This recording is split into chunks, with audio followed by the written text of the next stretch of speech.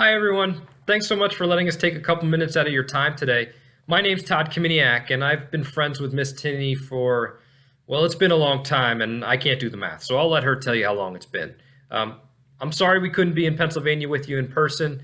I live in Virginia near Washington, D.C. Our other partner, Jeff, lives up the road in Maryland, and our CEO, Tyson, lives all the way in Seattle, Washington. So it's really tough for us to even get together in one room that often. We do a lot of our work online, via text, via Google Hangouts, over the phone. So it's tough for us to get even together in one room. So we're sorry we couldn't be there in person, but we're really happy to tell you about what we're doing via video. From what I understand, you all have been talking about the environment in your class and specifically about oceans and how to keep them clean. So I was really excited to talk to you about our company, Jill and Joey Reusable Products. I'm sure you've already heard a lot of different statistics, a lot of numbers about the oceans and about pollution, but I wanted to give you a couple more numbers that I think you might find interesting and surprising. Did you know that 150 million tons of single-use plastics, that's things like straws and bottles and plastic bags, 150 million tons of that kind of plastic is made every year.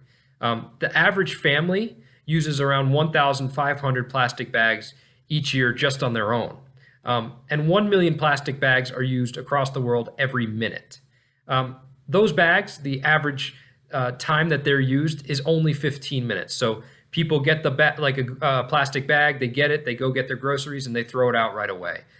So a lot of plastic is made and a lot of plastic is thrown away. The problem is, and the question is, where does that go? We try and recycle a lot of our plastic in the United States, but sadly, a lot of it can't be recycled. Things like plastic bags are really tough to recycle. And so a lot of the plastic that we create and we use in this country and throughout the world sadly ends up in our oceans. 8 million tons of plastic is dumped into the ocean each year, according to recent statistics. And as you're probably talking about, the more plastic that gets into the ocean, the more it could hurt the animals in the ocean and eventually hurt humans. There's a lot of governments out there who have seen this problem and they're trying to fix it. In Canada, they just announced that they were going to ban single-use plastics across the country by the year 2021. A lot of countries have also banned plastic bags. I think about 60 countries have already put a ban on plastic bags, and a number of states in the United States have also banned plastic bags. And that's great. We're really happy that these governments are taking this action to try and, help humans make a shift away from single-use plastic. But humans need to make a change themselves. They need to really change their lifestyle, change the products that they're using, and start to shift away from plastic before it's too late. And that's where the idea for our company, Jill and Joey Reusable Products, came from. But that's enough for me. I'm going to let our CEO, Tyson, tell you a little bit more about our company and the idea behind it. And we look forward to hearing more from you guys in the future about our company and letting you know what's going on. So thanks a lot, and here's Tyson.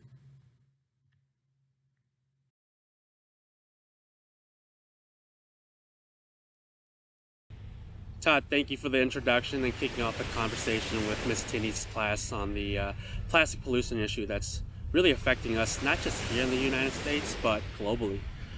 As Todd mentioned, I am the co-founder and CEO of Jill and Joey Reusable Products.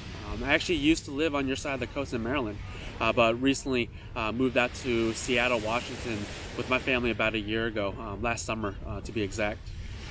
When my family and I moved out to Seattle, we found a new home that situated us minutes away from the beach, the actual beach that you see behind me right now. This is something that I always dreamed of having close to me because I remember all the amazing times I had with my family and friends, hanging out on the beach, building sandcastles, digging tunnels in the sand, swimming in the water. I mean, that was my summer memories. And I wanted a similar place where my daughter can also make these memories with me and experience all the joy that I had. And as we fell in love with our new neighborhood, our new surroundings, and all the different beaches that surrounded us that we were exploring, I started noticing that when my daughter played with her sand buckets and a shovel, digging up and putting sand in there, she wasn't just picking up little sand bits. she's also picking up and finding small plastic trash pieces. And these trash pieces are left from the previous guest on the beach, right? Pieces that washed ashore from who knows where. It made me sad to think that no longer is this activity that she's doing. It's not fun anymore. She's picking up seashells at the same time, moving aside some bottle caps, moving aside this other piece of plastic, so that way she can collect what she wants. And it also really made me upset and made me think about what can I do to help stop this problem and reduce my own plastic waste. So I started to do my own research to learn about how bad this pollution problem really was, and I specifically researched the information on the Pacific Ocean. And I did this because it was the main body of water that fed into the many different waterways that surrounded my new home, my new neighborhood, my beaches. And it also influenced all the different marine life around me, right? From the different fishes that we eat, the salmon, the seals that hang out along the rocks here, even all the way down to the seagulls that fly around the beach. And I know sometimes we do get annoyed with them, right? We're scared that they're going to eat our crackers, whatever we're eating, but everything that happens in the ocean, it affects them also. So as I was doing the research, I found this, and learned about this island, this floating plastic island called the Great Pacific Garbage Patch. So basically it's a large floating island that has trash debris like water bottles, toothbrushes, straws, plastic containers, and the worst offender of all is plastic bags. And so this garbage patch consisted of two enormous island-sized collection of trash. The first one, they call it the Western Garbage Patch. It's located between Japan and the Hawaiian Islands, right? And the one closest to us, that's located between California and Hawaii, it's called the Eastern Garbage Patch. So to give you an idea of the size, so let's talk a little bit about the Eastern Garbage Patch, because that's the one closest, like I said, to the United States. It is 6 times the size of Pennsylvania, 270 square miles wide, and it's continued to grow. And here's the crazy part: as researchers took samples from the garbage patch, they found plastic debris, water bottles, different toothbrushes, different items that were made out of plastic that dated over 50 years old. So this problem has been in the making for over 5 decades, maybe even more. And as the plastic and the trash start to degrade in the ocean, the microplastic ends up getting into our food supply for the marine life, and then they start ingesting it. Let me ask you guys this. Can I get a raise of hand for anybody in the classroom right now that enjoys to eat sushi or any type of seafood? I know I sure love my seafood, but you know what? I don't like eating anything that has plastic in it, and I'm sure you guys don't either. So let's kind of circle back on why this discovery and what made me think about making personal changes myself, right? I started looking into my personal life, my family life, and how we interacted with single-use plastic every single day, and found that we were being very wasteful with the use of our plastic baggies. So, these are our Ziploc bags. There's the regular plastic bags that you see in your normal drawer. Most likely you have some in your lunchbox today, potentially around the classroom, around your home, right? We use them for packing lunches, for our snacks, my daughter's snacks, and if we had any leftover, we would refrigerate it, we would freeze it. I even use it to organize my pen, paper clips, and different office supplies that I have, right? But once we were done with them, we ended up just throwing away right in the garbage. And the reason is because they weren't meant to be reused over and over again, right? I was going through boxes of these baggies, and remember what Todd said a little earlier. The statistic is, on an annual basis, the typical American family can use up to about 1,500 different plastic bags annually. This was very true in our situation, in my family's situation. So this is where I wanted to make a change, where I thought would be a good starting point to reduce our plastic waste. So I reached out to Todd and to our other partner, Jeff, who you hear from shortly, as we started brainstorming, and we eventually founded our company, Jill and Joey Reusable Products. And our first product that we wanted to create was reusable storage bags, right? And these storage bags look similar to this, so that way I can show it to you. Right? With these bags, it replaces the need for your typical everyday Ziploc bags, right? Anything that you would use the Ziploc bags for, you would use these bags for. The best part is you can wash them, you can use them over and over again, and it's something that's supposed to last much, much longer, reducing the plastic footprint that is being contributed to that larger garbage patch that we were talking about a little earlier, right?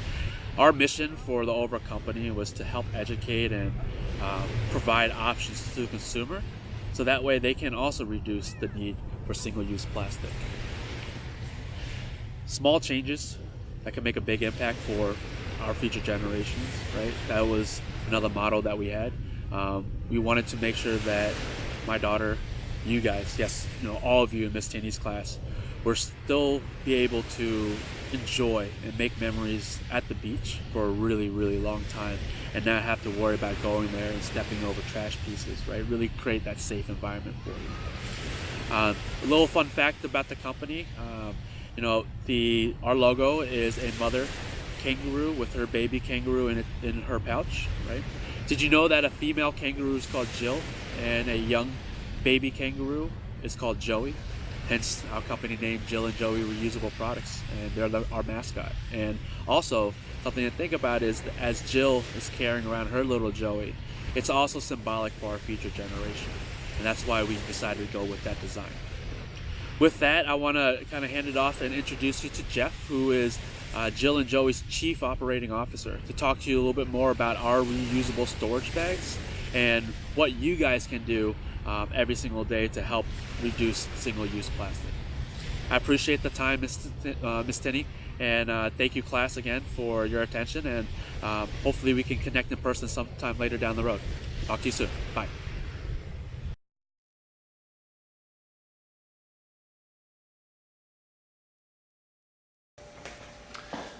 Hello everyone. As Todd and Tyson mentioned, my name is Jeff Duty and I live in Maryland. However, I did spend 4 great years in Pennsylvania when I went to Villanova University. Go Cats! I know you've been learning some alarming statistics about what's polluting our ocean and all the trash and waste that's out there. And that was really, as they mentioned, the driving factor for us coming up with a product and taking steps to change that. So let's look at the biggest offender, this plastic bag. It's great, it's functional, got a lot of use, but the problem is oftentimes they're used once and go in the ocean. Hence our inspiration. So we wanted to create a product that is durable, long-lasting, and most importantly, we wouldn't want it going in the ocean and contributing to that, which is why we partnered with a third party to recycle things that are unrecyclable. So really, reuse and recycle so it doesn't go in the ocean. How did we do this? So Todd, Tyson, and myself searched all over the world to try to partner with a manufacturer, and we ended up on the eastern part of China. This is where a lot of their manufacturing occurs. And it was really a really interesting learning experience. We got to meet colleagues from China who, if you didn't know, is 12 hours ahead of us. So when they were waking up and starting their day, we were finishing ours. So it wasn't uncommon for us to start communicating that with them at 9 p.m. our time, and often go late into the wee morning hours, 1, 2 a.m. But we worked together, we had different backgrounds, and ultimately we were united to accomplish one goal, and that's to reduce the use of single-use plastics with reusable material. Now, you don't have to create a product to make a difference. Everyone can make small choices, reusable bags, reusable cups, recycling, and those small differences over time make a huge impact. So thanks for hearing our story and inviting us, and it was a pleasure meeting you guys.